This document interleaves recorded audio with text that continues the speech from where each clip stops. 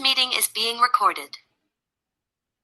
Hello and welcome to Middle East Macro Media. I am your moderator, Umair Jamal. In today's episode, we examine the shifting priorities of US policy towards Afghanistan and how Washington's strategic calculations are driving relations with Kabul. US policy towards Afghanistan has gone through significant ups and downs in recent years. Since the troop withdrawal, Washington has maintained only a slow, cautious engagement with the Taliban, at times directly threatening the regime over its lack of cooperation. Today, the relationship is deeply strained by major friction points, including terrorism concerns, immigration restrictions, and Washington's recent designation of Afghanistan as a state sponsor of wrongful detention over the imprisonment of foreign nationals. With so much at stake for regional security, it is important to understand what really is driving US policy towards Afghanistan. Joining us to unpack these developments is Ambassador Omar Samad.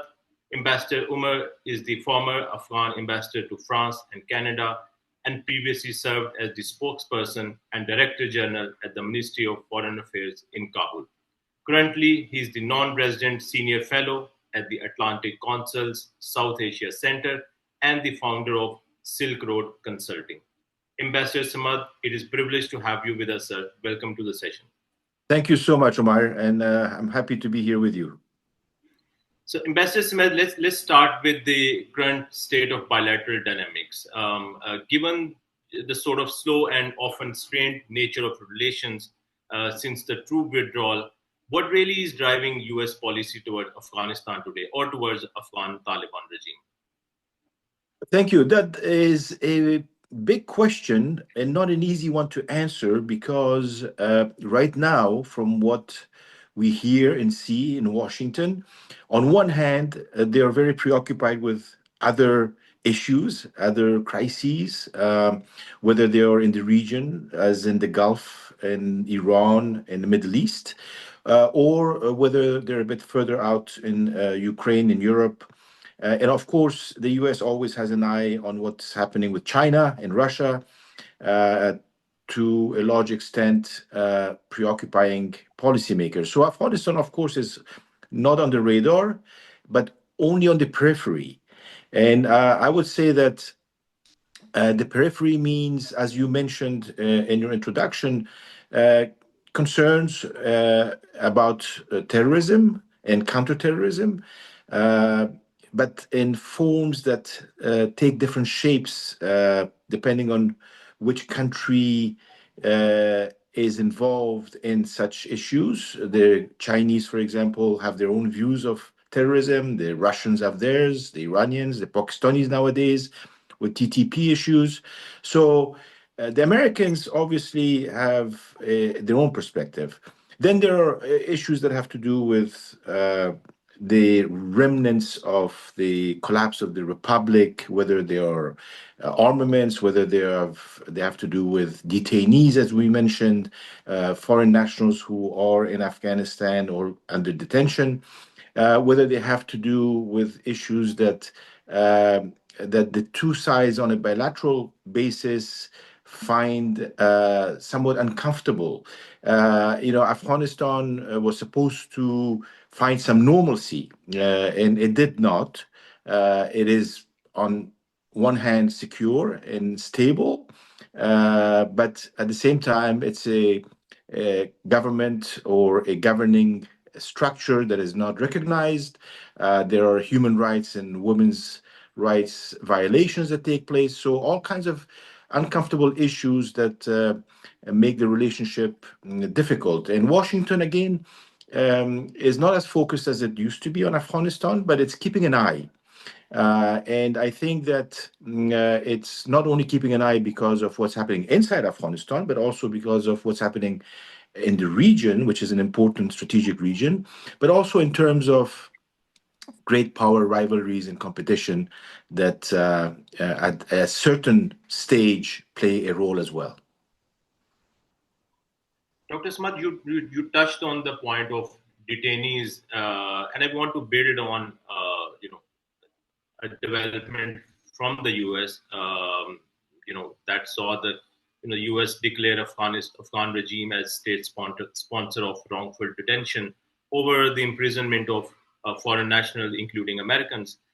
Do you believe this approach, this coercive approach, can in any way force the Taliban to release detainees or change their own behavior, how they deal with the Western world, or particularly the US? Well, it is an issue that came up with the Trump administration. Mainly, the Biden administration did not pay as much attention to this issue prior to 2024. So it's seen by some people as tactical, meaning that it's used as a tactic to either push the Taliban towards a certain direction or prevent the Taliban from moving towards a certain direction, and partly seen by others as maybe catering to domestic politics in the United States by claiming that the Trump administration is very much focused on US citizens overseas. It's not just Afghanistan, there are several other countries on the list as well. But it's a domestic political issue that they want to make use of in the foreign policy arena.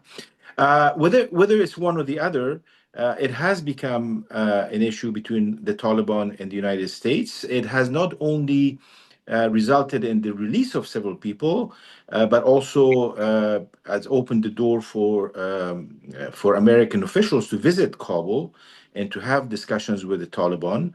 What other issues have been brought up between U.S. officials and the Taliban, we do not know. But I think that it has the potential to change the dynamics between the two countries. It has the potential to improve relations and build some trust. The whole issue is based on mistrust and lack of trust that has evolved since 2021. And so, if the Taliban want, they could play a role. But at the same time, it's not only U.S. detainees that may be in Afghanistan. The Taliban are pointing to Afghan detainees in the United States as well. So there's one particular person who's still probably held in Guantanamo, who has been in detention for years and needs to be released as well. So it's sort of a two-way street on this case. But has the potential to unlock some doors and open a new path for the two countries. And Ambassador, you also touched on the idea of Afghanistan not on U.S. radar, but on in the periphery. I want to connect it with the issue of terrorism in Afghanistan. Under the Taliban regime, there are reports, credible reports, saying that there are dozens and dozens of groups that operate inside Afghanistan, militant groups including al-Qaeda, TTP, and others. So does that threat does it merit US attention, more attention towards an Afghanistan which is emerging as a militant threat, maybe if for now not to the global security but to the regional security? Well, as you may know, the issue of terrorism is an important one, is critical, but it's also sensitive in so many ways because it's really not defined globally and accepted globally in terms of its definition. As you know very well,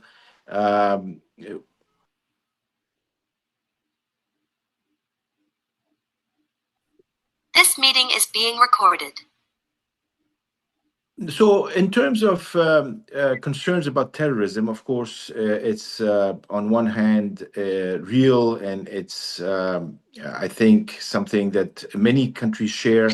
The problem is that there's no single definition of terrorism globally. And as you know, even the United Nations hasn't been able to agree on a single definition. So every country looks at it from its own perspective.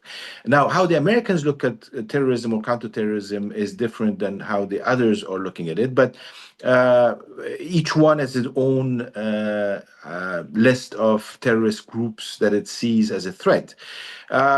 And what we have seen on one hand is that over the past 5 years, the Taliban have been able to keep a lid on terrorist activities within Afghanistan so that it does not become a threat to other countries. And not only have they kept it led, but they also have been able to push what the so-called Islamic State Khorasan province, ISKP, out of Afghanistan. There are rumors that they have now spread into mainly Baluchistan in Pakistan, and that occasionally they try to come back to Afghanistan, but the Taliban see them as a major threat. So do other countries in the region.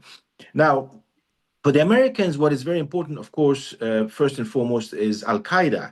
And the Taliban and the Americans, as you remember, since 2020, have an agreement on making sure that al-Qaeda does not become a threat in Afghanistan, does not reconstitute itself, does not have the ability to recruit and train and use and deploy terrorists around the world, which to a large extent, from an American intelligence perspective, has been the case. Now, there are reports occasionally coming out from the UN and other agencies where a collection of different intelligence reports come together and then they turn into a single thread where they say that there are still remnants of terrorist groups in Afghanistan, even though they may not be active or operational, and that is considered as a threat. And the Taliban keep on saying that they have the situation under control. Now, the only existing problem right now is between Pakistan and Afghanistan, as you know, where Pakistan accuses the Taliban of giving some type of sanctuary to the TTP, the Taliban of Pakistan. And the Taliban of Pakistan claim that their focus is on Pakistan, that they operate inside Pakistan, and that they do not enjoy any bases in Afghanistan, even though some of their families may be still living in Afghanistan as the war in the tribal regions of Pakistan has increased and escalated over the years. That is an issue that needs to be addressed, hopefully diplomatically, where they can find solutions. But that is the only outstanding issue right now. And Ambassador, I also want to ask you about the subject of inclusive government in Kabul. We hear a lot about it, and from time to time from the US, there are statements saying that it is a sort of prerequisite for to establish meaningful ties with Taliban regime, or for Taliban regime to for them to be recognized internationally, they need to establish an inclusive government. Is this realistic at this stage? Do you think, with your experience, and you have seen the country, and also seen how Taliban have evolved over the years, do you think it's realistic, or we can see an inclusive government in Afghanistan in near future? Well, what is realistic given Afghanistan's social structure, ethnic community structure, is that governance in Afghanistan needs to be broad-based. Governance in Afghanistan needs to be professional. Governance in Afghanistan needs to be accountable and, to the extent possible, at the service of all communities. So it needs to represent all communities. Now, the Taliban claim that that their Taliban structures are reflective of the diversity of Afghanistan. Others don't believe it. I think that there's room for improvement. And that means that Afghans have to talk to each other. And that means that Afghans have to overcome the mistrust that has been built over almost 50 years of different phases of warfare, invasion, occupation, and all of that. So that will take a lot of work on behalf of Afghans themselves, and hopefully the Taliban will realize that the best way forward is to accommodate and to lay the ground for intra-Afghan consultation, whatever you want to call it. On the other hand, obviously, Afghanistan has had periods of instability caused by all kinds of different issues. And so there are a lot of lessons that have to be learned from our history. And I think that the requirement by the international community on having an inclusive government is taking a new shape. And it's not as much of a priority as it used to be 5 years ago after the Doha talks ended up with a collapse of the regime. And I think that, in my opinion, the issue of human rights, the issue of girls going to school, post grade 6, for example, women having access to jobs, all of this has become more of a priority than the demand for an inclusive government, because the demand for an inclusive government is something that the Afghans have to take on, and they have to address that issue. The international community and other countries can remind us of occasionally, but I think it's more of an internal issue, and the Taliban bear a lot of responsibility to make sure that all communities and all ethnic groups in Afghanistan and professional groups, including men and women, or feel that they are part of the governing structures. And lastly, Ambassador, I want to ask you about Pakistan's relationship with the Afghan Taliban. I mean, I don't want to go into history. Pakistan has supported the group for a long time. They wanted them to be in power. They are in power now. Both Taliban and Pakistan, they have been fighting. For the last 6 months, there have been many episodes of intense fighting. What has gone wrong in between the Afghan Taliban and Pakistan relationship? It's a good question and an important one. I think that if you look at the general, more strategic perspective on this, you realize that both sides ended up with unmet expectations. I think that Pakistan has certain expectations of the Afghan Taliban after supporting them for a long time.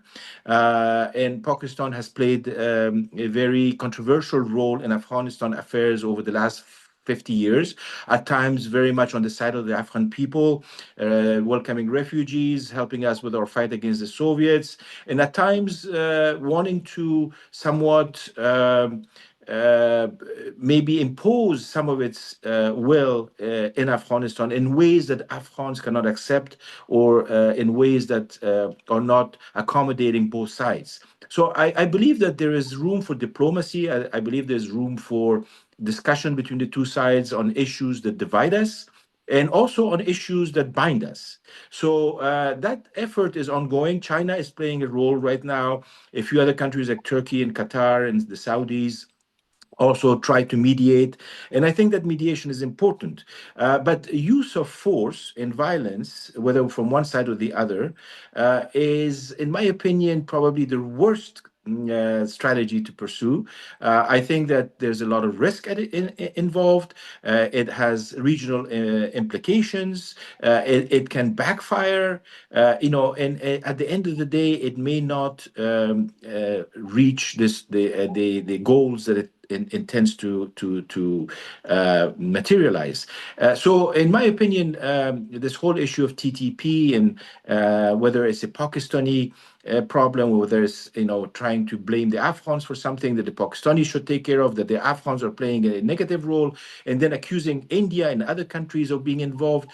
All of this, these are scenarios that we have seen and heard for years, and at the end of the day, part of it is noise, and part of it is part of the this disinformation campaigns that we run against each other.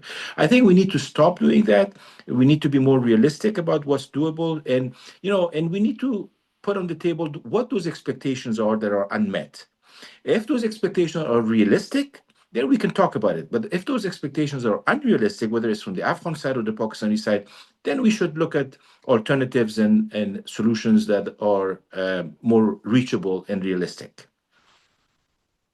Thank you, Ambassador Omar, for your insightful analysis and joining us on the show. Thank you very much for having me.